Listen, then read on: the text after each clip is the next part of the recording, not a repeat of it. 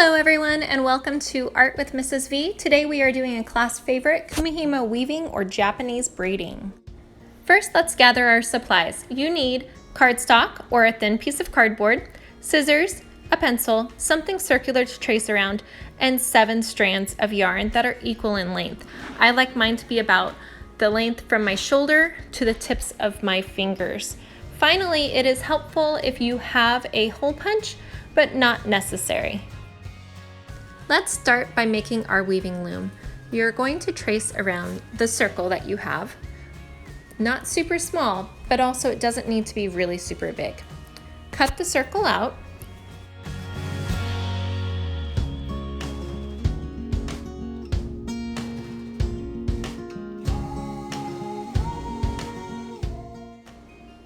Using your pencil, draw a small circle in the center of your loom. Then draw a small line at 12 o'clock, 6 o'clock, 3 o'clock, and 9 o'clock. Between each of the small lines that you already have, you'll need to draw one more line halfway in between each line. You should have a total of 8 small lines when you are finished.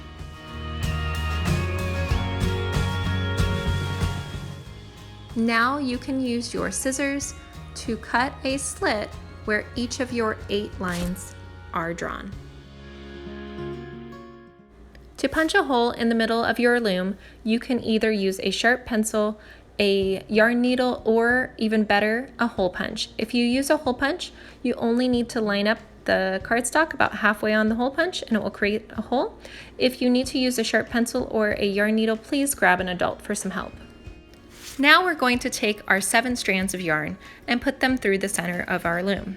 To do this, make sure you line up all of the yarn so that it's very close to each other. This will increase your chances of getting all the yarn through the center of the loom at the same time with little effort.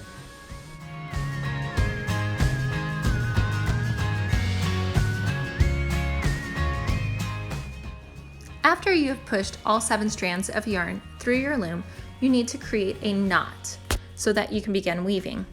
Pull the yarn up a little bit towards the back, wrap it around 1 or 2 fingers to make a U, then turn that U into an O, put the ends of your yarn through the O, and pull it tight.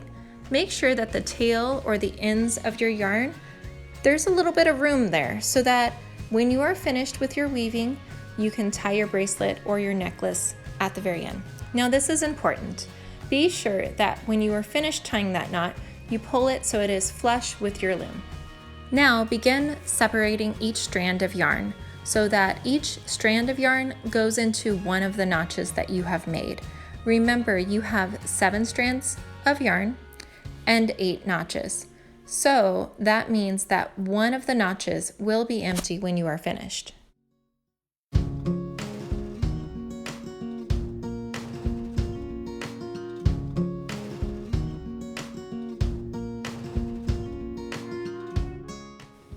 Now that your loom has been created, we can begin weaving. To do this, you'll want to make sure that empty notch is facing you. Count 1, 2, 3 on the right hand side, pick up that 3rd piece of yarn and put it in the empty notch. Now turn your loom. Count 1, 2, 3, pick up the 3rd piece of yarn, put it in the empty notch, and turn your loom. Count 1, 2, 3, pick up that 3rd piece of yarn and put it into the empty notch. Turn your loom. You'll continue to do this, and as you do this, please run your fingers through the bottom of your loom to untangle all of that yarn. It's kind of like on a windy day, if you have long hair, your hair will get really tangled, so you run your fingers through your hair. Similar situation. Now, a pro tip that I give a lot of my students is if you have a lot of tangles going on, it's easier to weave as you stand. So just keep that in mind. Since weaving is a lengthy process, the video is sped up quite a bit. I also did a lot of weaving off camera, but every once in a while, I will stop and show you my progress.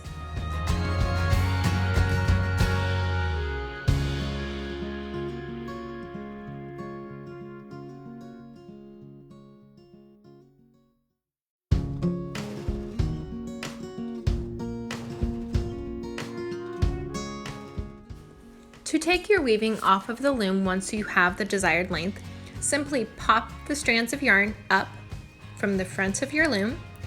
When you have finished doing that, you'll pull all of the strands of yarn through to the back. This way you can reuse that loom. Now, wrap the yarn around 2 fingers to create a U and then an O.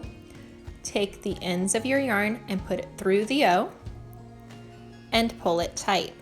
As you are pulling the end tight, work it so that the end of your weaving is where your knot ends up being. After you have finished and tied a knot, you can cut the tail to the desired length. Thank you so much for doing art with Mrs. V today and some Kumihimo weaving or Japanese braiding. Hope you had fun!